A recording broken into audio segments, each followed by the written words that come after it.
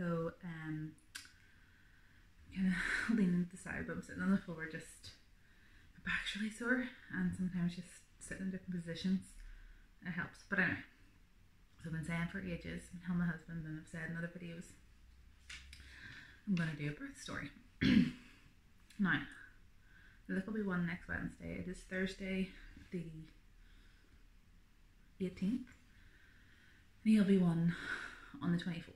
So we're talking, a lot of this happened in a year and 5 days time a year ago.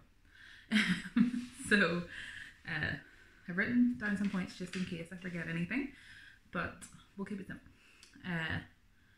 The reason I'm doing this is more like, I would say, like, don't be worried about anything or annoyed about anything. Like, I never worried about a birth plan to begin with, because I was just kind of, I'm a bit of a realist, and so I kind of felt like, what's the point? Sure, anything can happen.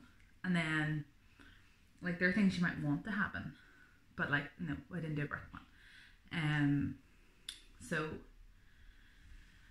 I would say, especially from my experience, that there's no point. Like, you might have all your wishes and wants for a birth, but that doesn't always work like that, okay?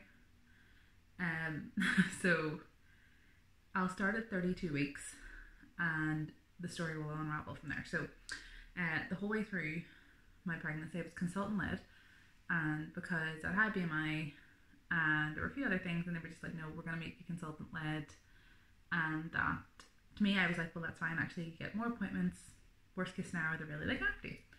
So I had my first gestational diabetes test at about 26 weeks. That was negative. However, when I had the second one, the receptionist said something to me, like, along the lines of, make sure complete fasting, no water, don't even like swallow your toothpaste by accident. And I was like, oh shit, oh, sugar. I accidentally didn't know, well, I didn't know. They said fasting, so usually when you fast for normal bloods, you're fine. I had drank water that morning. So, because then, like, anytime you go in for an appointment, they're like, urine sample. So, I didn't know that. So I think I might have had gestational diabetes test or debate then, and it's possible that the water diluted the bloods. Anyway, just having a decaf coffee. So, I went in for my 32-week consultant appointment. The whole way through my pregnancy, the baby had been measuring fine. Whether they measured it on a scan or measured my bump, the measurement was always like on the growth chart in your green notes. It was right in between the two lines. There's like a dotted line up the middle, and my points were like around the middle. But it was a lady consultant that I spoke to that time, and can't remember her name.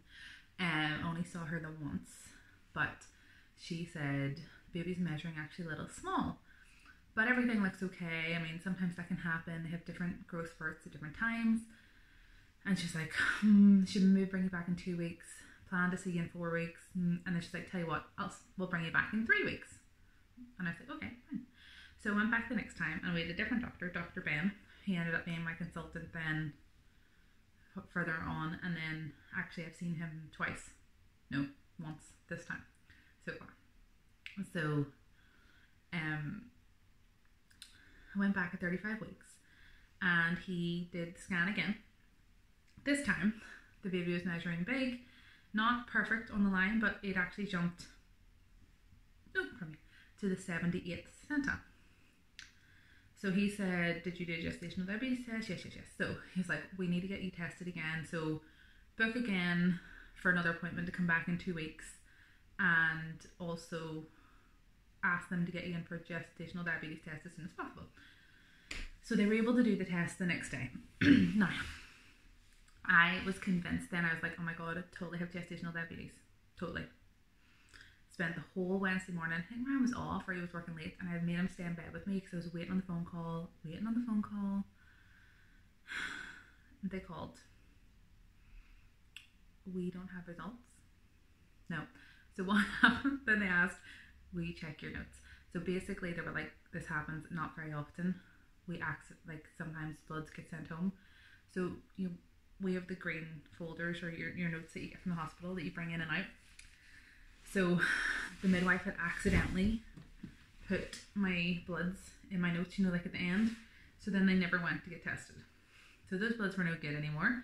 I just had to bring them in to be disposed of, and they had to rebook for me to come back. So that was the Wednesday, so they had to rebook for me to come back on the Friday.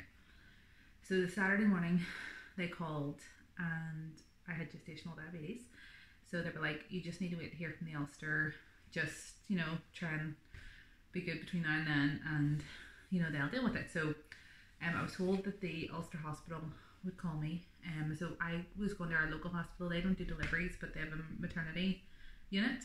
But once you have gestational diabetes or any issues, you would then go to the Ulster, which is like the main hospital in our trust area. So that was fine. The hospital then rang, I think it was a Tuesday morning, and they just said, could you come? So it was the consultant appointment rang first, and then the gestational diabetes team rang, and they were like, no, come to us first. The consultant will be fine. Like, we do this all the time. You'll see him after. So I went up then. So at this point, I'm like 36. So I turned 36 weeks on the Sunday. So by the time I go to the Ulster, I'm 36 in 3 days. And I go to the gestational diabetes clinic. They just do the usual way. You take your bloods, urine sample, and then I met with a dietitian who went through like what I should eat, what I should avoid, how much like my portion sizes need to be in terms of carbs, everything like that. So look fat from this angle, my bump is very relaxed. So that was that. Then I also saw a midwife or a diabetic nurse, I'm not 100% sure. They gave me then a little diary to log, explain like what they wanted my levels to be, when to measure, how many times a day, and then the little blood test kit. So at this point I'm thinking, okay, fine, I'll only have to do this for a few weeks. She's like, we're not going to put you on insulin, but if you have lots of high results, we might, because like it's so close, we would go straight to insulin if you were having a lot of high results. So if you can try and keep this diet controlled and be really strict, that's going to be the best thing. So next I went over to the consultant. So it's the breast cancer endocrine unit is where you go for the diabetes appointments, and then the maternity building is like right next door. So I went in there and I waited, and I went to see Dr. Ben again, and he's fine. He did my scan and he was quite funny. Like, he's nice because it's like really relaxing to be around. He's just like a bit quirky, but he basically said, oh, we did the scan and everything is fine, and you've been to the diabetes clinic, okay? And he's like, right, okay, so you have gestational diabetes, right, okay, so we're going to bring you in for induction in 2 weeks. And I'm just sitting there like, excuse me? So like, usually your first baby you expect to go over, you don't expect to come in early. And I'm thinking like, I'm 36 weeks, so I've got like a good 2 to 4 weeks left. Well, like 2 to 3.5 weeks. No, less than 2 weeks. So he booked me in an appointment. So this was the Wednesday, and he booked me to come in when I was 38 weeks and 2 days. So it was like not the following Tuesday, but the Tuesday after. So I came out of the hospital and I was like, oh my god, this is happening so much sooner than I thought. And I kind of thought, well, the baby will be born about 39 weeks because induction, and I know that can take loads of time. So anyway, I was told that I'd be called probably the day before with a time to come in, and that I would also be called and arranged to go and get a COVID test pre going to the hospital. And once I had the COVID test, then I had to obviously isolate. So as it all was, late into the week before, so we're about 37.5 weeks pregnant now, they called to say, come get your COVID test, that's fine, spend a few days in the house. The Monday then before I was due to come in, so I'm 38 weeks and 1 day, I was waiting on the phone call, and I thought, you know what, my mum was due to come around. She's like, I'm going to pick us up nice salads for lunch, I'll come around and help you do your cleaning, because like once you have the baby, like first few days and stuff, you don't want to do much, and like people coming into the house, so I'll help you like make sure you get your bed changed, get your bathrooms cleaned, you know, so you're good to go, right? So I'm in like these old maternity bottoms from my sister's that have bleach stains on them, and a black t-shirt, and I'm actually out. It's quite a mild Monday for winter. At this point it's the 23rd of November 2020, and excuse me, I'm actually out cleaning the windows outside my kitchen. It's very good. That's what I'm doing. And the phone rings. So I go into the kitchen. My husband's up the high dough. He knows the baby the baby's gonna be like coming, and I'm waiting to go in and get a gist. And we don't know what it's like in terms of COVID and visiting. So my husband's coming in. I get off the phone, I'm like, right, okay. So that what they said was, oh, actually we're really quiet today. Do you want to come in now? And I was like, oh yeah, like what time? And then they're like, oh no, like can you come now? And I'm like, well, I'm just cleaning my windows, so I'm gonna have to, you know, have a shower. So anyway, I was like, they were like, what time could you be there? This is about 11 o'clock in the morning. I was like, I'd probably around lunchtime, but it's going to take us like a good 45 minutes to get there. By the time I get showered and just, you know, finish packing now, you know, because in the toiletries and stuff, you know, and grab a bit of lunch. Like, I'll be there for about 1:30. So at this point I knew my mum had rang me not that long ago and she's on her way, and my sister just happened to text me, and I was like, oh, no, I'm going in today. And she was like, what? And I'm like, oh, no, I'm going in today. Listen, chat later, got a shower. So I jump in the shower. Meanwhile, my mum arrives, and she comes in, and she's all like, oh, Ryan, it's all happening tomorrow. And Ryan's like, oh, you don't know. This is like, so my husband, so you don't know. And no, she got a call, we're going in today. She just got a call, and like I'm in the shower, and then I come out of the shower, my mum's like crying, almost annoyed about the fact that I didn't tell her. I didn't tell her because I thought she was on her way, and I thought, well, I'm going to grab a shower, I'll be in and out of the shower by the time she gets here, and then I'll tell her. That did not go down. Don't do that, by the way. Tell your mother before you shower. She was not happy. So showered, had my lunch, and basically Ryan at this point was like, once I got showered, I had a bag packed that was ready to go, and I had another bag that just needed toiletries. So once I got showered, I put everything in. I was like, Ryan, right, you do this, put the car seat in. We're not going to need it yet, but just make sure everything's there. So he's kind of running around like a headless chicken, and like I'm sitting eating my lunch, and like he's hovering in the background, like, are we going? They rang me, said, come on, can we go? I'm like, oh my god, I'm eating a Caesar salad. Like, calm down. So I was trying like not to stress, not to get worked up. I was just like, no, it's gonna be sweet. Anyway, we left eventually. We got to the hospital about 1:30, 20 to 2. Ryan walked me in. Now, this part gets really emotional. They wouldn't allow him onto the ward at all because of COVID. So he literally had to drop me at the door to the maternity ward, to the induction ward. He couldn't even help me into my bed with the bags. And because of that, I got like so emotional. It's even emotional now talking about it. And I'll cry my eyes out. So like the midwife could see it, but she just like took me to bed. She's like, you lie over here. And she could see I was getting really upset, and she was like, oh, listen, just get settled in there and I'll come back shortly. And then around I was like, that's so annoying, you should have been able to come in. And it is true, he should have been there. It's her first baby. I didn't know what's happening. I've never been induced. But anyway. So she came back, and about 2 o'clock she was like explaining what was going to happen. And she was like, I'll come back shortly and put your pessary in. So she put the pessary in, really uncomfortable. And that was that. She was like, we're going to hook you up to a monitor. We'll monitor you for like an hour or so. So it's this thing that came like round your tummy. And then it sort of monitors you, and it monitors I think it has one of those like thumb things. And then they put a line in just in case and things like that. So she monitored me for about an hour. She's like, that's fine. You can just sit away there. We'll put you back onto that later, probably like way after dinner time. And I was like, sweet, no problem. So she goes away, and then I thought, well, I'll get into my jammies. I'm not going anywhere. I was listening to Harry Potter on audiobook. And I was been reading the books, you see, and I just got to the last book, and I thought, and have time for this, I'm having a baby. So audiobook it is. It actually worked really well, because then I hadn't finished it, but when I had the baby, I used to sit like over on the sofa behind me and be feeding the baby like early in the morning, listening to Harry Potter.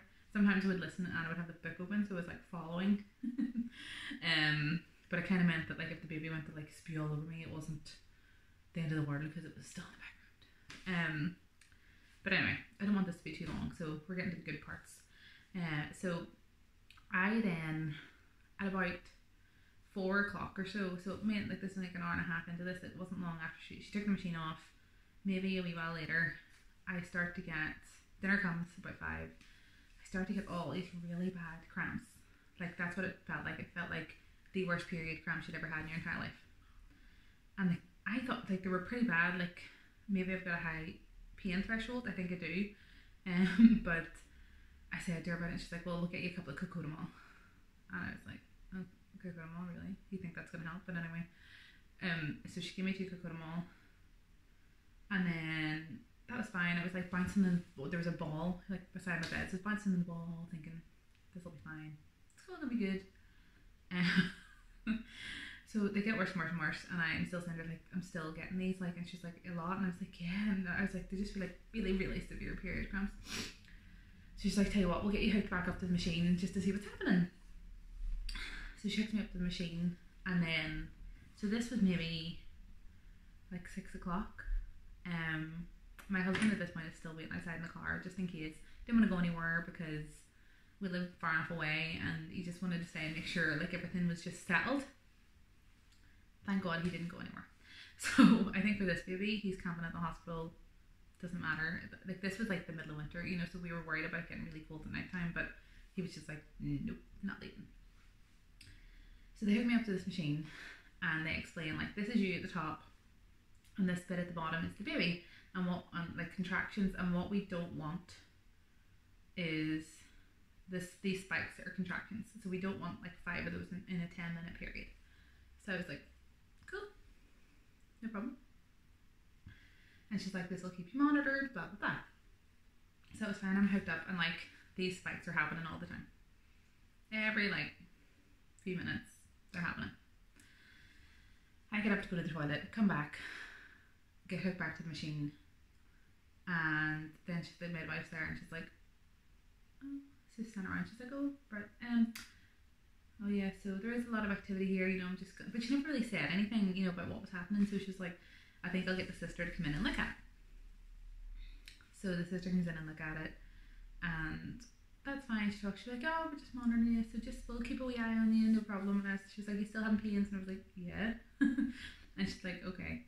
So I'm watching this machine, and then a different midwife comes, and she's like, listen, I was like, can I go to the toilet again? Because at this point, you know, like I'm 38 weeks and 1 day pregnant. I need to pee a lot. That's just the way it is. So I go to the toilet again, I come back, hook myself up to the machine, and again they come over and they're like, right, okay, we'll just keep an eye on this. So then I go to the toilet another time, and like, part of it was probably boredom. I was just sitting there by myself, you know, with nobody to talk to. So there was only one other person in the induction ward who was there when I arrived, and then at some point during this day, another woman arrived, and she was way down the far end. So I get up to go to the toilet, come back, hook myself back into the machine, get back onto the bed, not even thinking about anything, like on my phone or something, and I swear to God, the next thing, there was like 10 midwives around me, and they were like, the midwife ran over and she called something, then there was midwives everywhere, and I was like, and they're like, don't worry, and they just moved me, and I'm just lying there like, they're like, get on your left side, and I was just like, okay. I didn't know what was happening, like they just swarmed from nowhere. I later found out that when this happened, when all this went down, it was about 7:30, and they were getting ready for a shift change, and I think then like midwives had come in, you know, like, so there was like, everybody was just there, and they were like standing chatting, and the next thing like a code was called and they were all around, right? So I was fine. I was like, didn't know what was happening. So they moved me in like through these doors into where like the private rooms are, like the actual labouring ward, and that was that was it. She came over to me, and before they explained anything, a midwife just came over and said, I was in the room, and there was, like, they hadn't done much, they were still checking everything, and there was a doctor coming in, and somebody came over to me and just said, is your partner nearby? And I was like, my husband's outside in the car, he just didn't want to leave yet. And she was like, I think it's time you call him up. And I was just like, okay. Now, I should say, actually, I was watching the machine and timing it. My pains were getting really bad. I was having like 6 contractions in like 10-minute periods. That was all I knew, like that was weird. Now, I knew that my sister had a reaction when she was induced, so I kind of thought maybe I'm just having a bad reaction to this, but like, I didn't feel like there was anything happening, but I just knew I was in pain. Keep in mind, at this point, I only still had 2 cocotamol. So, anyway, they then began to explain to me that they had lost the fetal heartbeat. So that's what had been happening anytime they came to check the machine. And it happened like any time that I got up and like moved around. So ultimately, the induction had caused, reacted me in such a way that it put me into having full contractions, but the baby was nowhere ready to come. They didn't know why the baby was losing its heartbeat, so they were like, listen, we're just going to monitor you, you're in one-to-one care for now, because you're in here, your husband can come up. By the time they brought him into the room, somebody had met him at the door and told him everything that had been happening. So he actually was more clued in than I was, because I'm just lying there thinking, I don't know what happened, I just went to pee, you know. So it kind of also, you don't think about it until after, like there wasn't enough time, like all this is just happening and you're there and you're thinking everything's gonna be fine, everything's gonna be, and your phone's going off constantly and you're trying to update people constantly, and Ryan's updating people constantly, and it's just crazy. Excuse me. So it was really crazy. So they came and they said, like, we're gonna do an exam, and we'll give you gas and air for that. And I was like, thank God. And we'll see how far along you are, and then we'll assess it from there. So at about 10:30 then, so it was about 7:30 that all went down. At about 8:30, the doctor came and she was like, we'll give you an exam. There was somebody in labour and she was kind of going between, you know, and walking around. She was like, and in between times I got to go to the toilet again. Baby lost his heartbeat. They put me on the bed, put me on my left side. You know, once they got me in a good position, it seemed to settle down again, but obviously there was a big concern, you know, for what was going to happen. So she came about 8:30 or so and said, this is what we're going to do. We could look at a C-section, emergency section, but I think we'll maybe try a different type of induction in the morning. We'll wait and see how things go, but we'll give you an exam soon, and we'll take it from there. So when she gave me the exam, she said I wasn't even a centimetre dilated. It was actually, I found it really, really painful. I don't know if that was from the pessary. By the way, they'd taken the pessary out at this point. As soon as they moved me into that room, no, even before then, once I was having all the mild contractions, they took it out. That was like at about 6 o'clock or something like that. But the contractions continued to happen. So taking it out didn't slow anything like that down. So she came up at 8:30, she said about the exam. So it was about 10, about 10 o'clock. They came to do the exam, they gave me gas and air. Oh my God, it was so painful. But it wasn't even a centimetre dilated. So she was like, we could do a different type of induction, that would maybe bring it on, but we just need to have a think about these, you know, why, you know, we're losing heartbeat and we obviously don't want anything to happen. So what I'm going to do is, I think we'd maybe be okay waiting, but we've always got an emergency C-section there, you know, just in case. So I'm going to go and I'll call the consultant on call and see what they think. I'll come back, but you know, there's somebody in labour next door, so it might take a bit of time, but don't worry. So she came back at about 11ish, or maybe about 10:30. It wasn't actually maybe that long, much longer. 10:30, 11. It was late. It was a bit later. It wasn't really that far away from when she'd come to do the exam.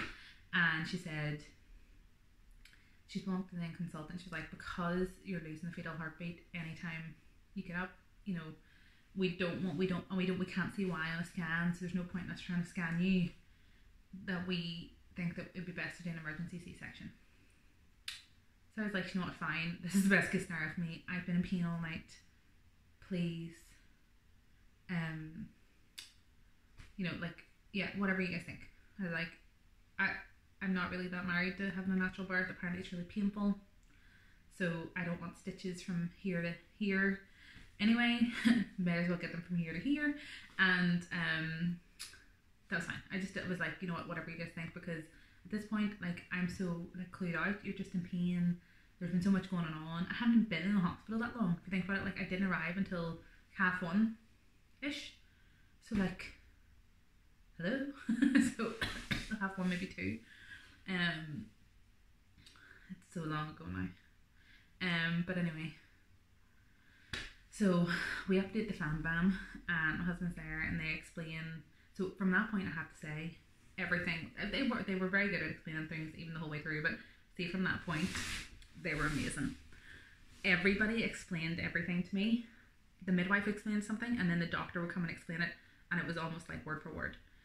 So everything was explained to us like twice. They said that they would bring Ryan in, they were going to get me gowned, they would get me set up. There was the woman next door was just about to pop, and then they would be back. They'd get ready to, you know, to put me in the theatre. They explained like what would happen then, you know, about recovery. There'd be a catheter, they'd have to give me a spinal, all this sort of thing. So they were really, really good. So at about 11:30, they got me gowned, they did any checks I needed to do.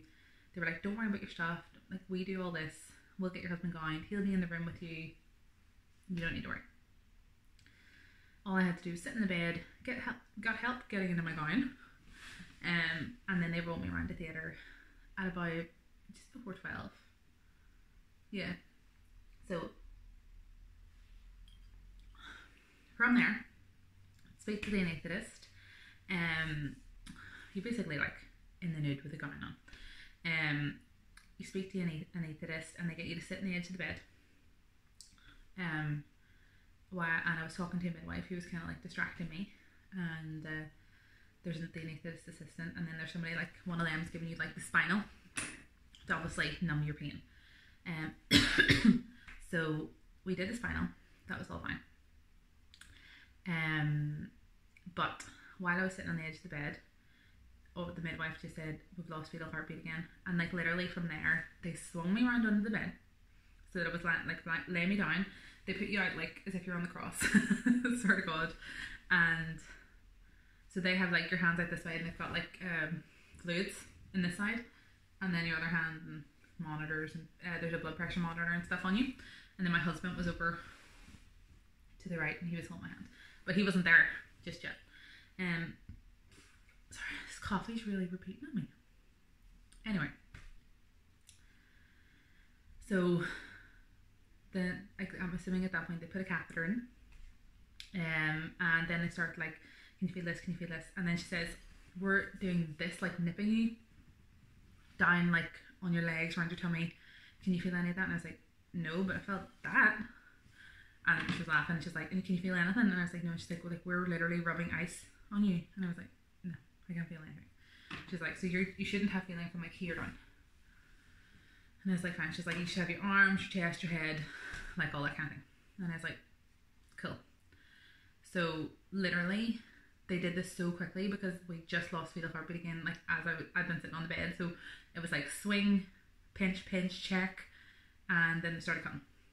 And they were like, it usually takes, so we went around to the theatre about it was about 11:15 when we left. By the time we got in there, and then they chat to you, and then they start doing the spinal.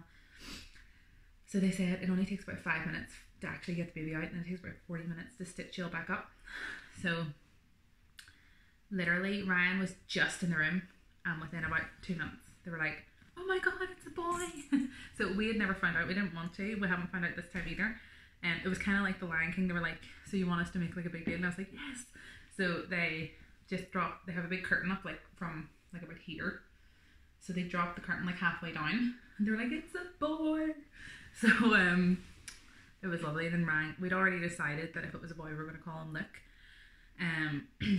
So Ryan went round like this way, and they took the baby over and weighed him and did all that. And we had like a little outfit, and I'd made sure it was like in a sippy bag labelled, you know, so that Ryan brought it in, so it had like the hat, a nappy, a vest, you know, an outfit. There was also a bib in there just in case.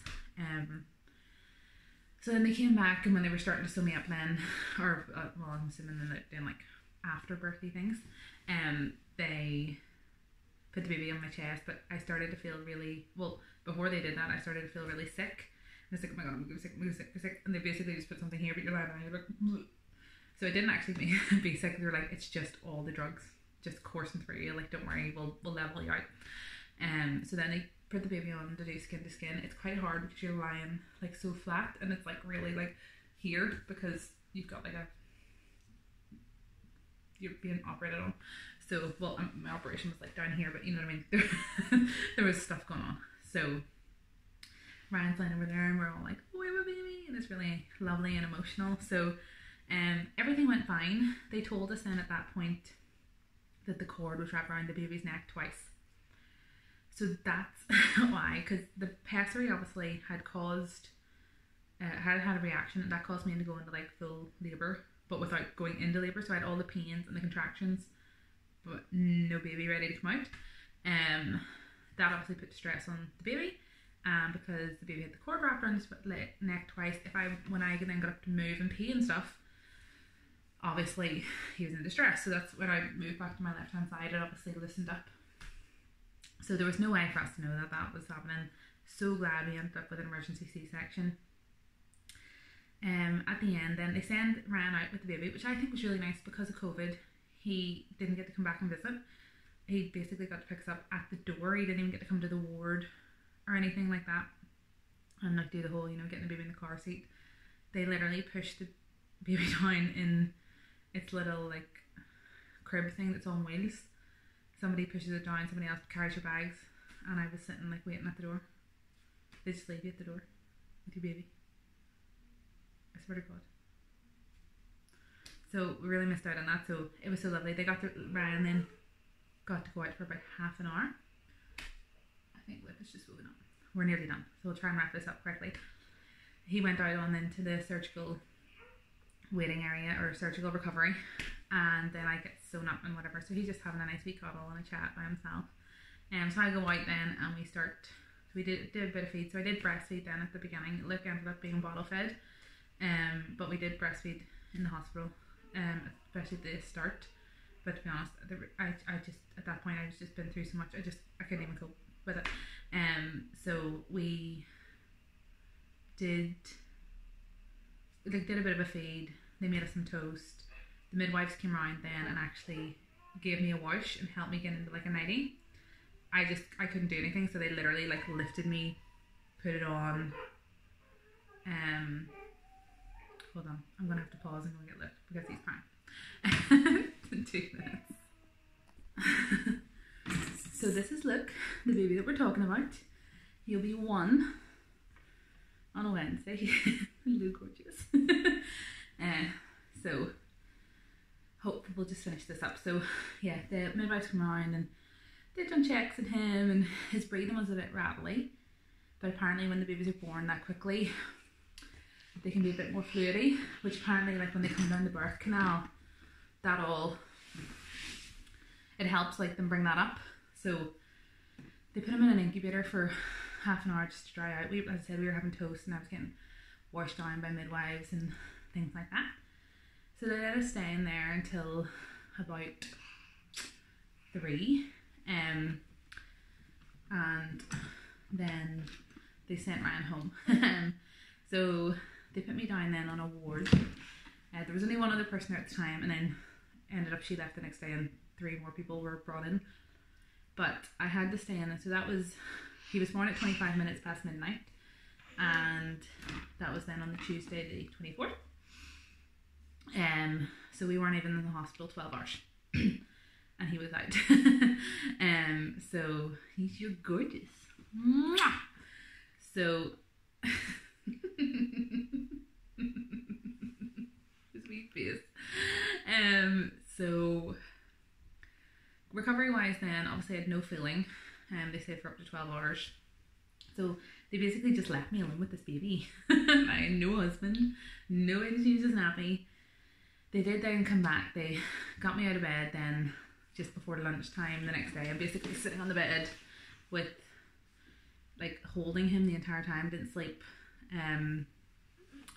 They then came like, I can't remember what they're called, but it wasn't like a midwife or a nurse, auxiliaries came and they help you get up and they put like pants on you and like help put a pad on. The only thing is with the catheter in, the blood escapes down the side, and if you're wearing those nice white stockings for like swelling and circulation, it looks a bit messy. But, you know, everybody's in the same boat. Luckily, the toilet was just like outside the ward. That was the only thing. You were constantly having to leave your baby if you wanted to go to the loo or anything. Sometimes he was crying and you were aware other people were there and you couldn't like do both things. But anyway, once I got up on your feet, they were like, now we want you to be independent, so you happy enough, just you can't carry the baby around, you know, push him in the, if you need to go and change his nappy, you know, push him in the little crib thing. So it was hard because you couldn't like bend over to get stuff out of your bag, so it was really hard to try and negotiate. But anyway, we got through it, and they came and took the catheter out in the wee hours of the morning then. It had to be in for 24 hours. After that came out, that was the best. And I was just literally held the baby the entire time. I did put him down a bit, but honestly I didn't get a lot of sleep. I just missed Ryan. I wanted to go home, and we just sat like that. So in terms of the C-section, they just said that I did lose a lot of blood during that, so they put me on extra iron. I also had these like clotting injections, I can't remember what they were called, but they're really painful, that they made me take when I was at home. Because it's an emergency section, I do not have a nice neat scar. My scar is about this long. It's jaggedy, it's diagonal, it's at the top of my pelvis. But all worked out in the end. So I think the best takeaways from this is like, I wouldn't worry about having a C-section in turn. Like, I also ended up having this dressing on mine that was like a vacuum pack dressing, and it had like wires coming out of it, and a wee pack that had attached onto like my pants, and that basically vibrated every so often to like tighten it. Now, I am the only person, I know 2 other people that had emergency C-sections, and I asked them, and they basically just had like a big plaster. I know somebody that had a planned C-section, hers then was different than mine, but they seemed to like bounce back in terms of pain and everything and movement a lot quicker. So mine was a wee bit more, get you away from my phone, a wee bit more extreme. But you know, like everything was fine. And it, afterwards, when you think about it, like, did that all happen? It seemed a bit nuts, but like it all worked out. At the time, I didn't have time to like really think about it. You know what I mean? But the midwives were great in terms of like keeping us up to date once we were in the private room, and keeping Ryan up to date, and like it was just, don't you touch that. So I'd say like, don't worry about it. It's gonna happen if it needs to happen. If it's the best thing for you and the baby, then it's the best thing for you and the baby. So as you can see, he's completely fine. He is massive outside this boy. Look at him. Look at him. Say hi. Can you wave? You're so adorable. Mwah! Say bye. So, you know, after maybe it took like 2 to 3 weeks in terms of like walks and things. God, you're really slow, especially the first like week or two. I didn't even bother leaving. I stayed in my pajamas because I had that dressing on. I was like, see, well, I still have wires coming out of me. Like, I'm not getting dressed. Showering wise, after the C-section, I had to get around to help like dry because I couldn't bend over. But like, you know, so what? The only thing is, it does leave you with a bit of an overhang, but because I'm pregnant again, like, who cares? And you know, like, there are things like I couldn't do the cleaning, I couldn't cook. Oh, awful. So I basically just got to sit on the sofa, hold my baby. There were no expectations because of COVID, couldn't have loads of visitors, so we just had an immediate family, and it was great. So it did take a wee while, and even after the 6 weeks postpartum, like, the recovery was up, walks were really slow. Like, it took a good month for me to get up to like a normal pace. So all I would just say, if it does happen, just take your time. Don't let other people make you feel pressured into doing things. people who might have had other sections might recover quicker than you because maybe theirs wasn't as, you know, severe. Maybe they didn't lose blood. Are you waving your shoot? Hi. You know, maybe theirs was just because it was like failure to progress, you know, or, you know, theirs was a planned section. You know, those are going to go more smoothly than when you're sitting on the side of the bed. Oh dear, the baby's lost his heartbeat. We better rush into this now. So I would say, sorry, don't panic. If it happens, it happens.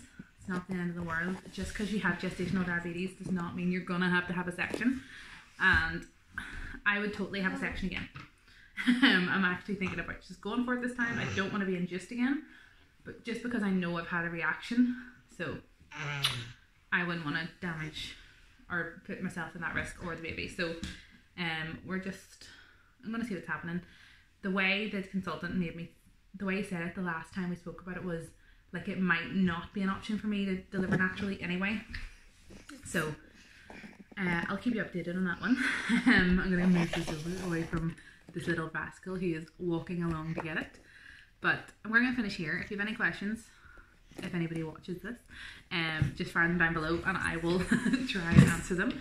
But as you can see, me and this little one are fine. They do recommend not having a baby, by the way, until a year to let your body heal, because you can be at risk of uterine something. It can have risks. However, I am a rebel, obviously, and I just wanted to have another baby really quickly so to be really close in age, so I did not listen to the medical advice.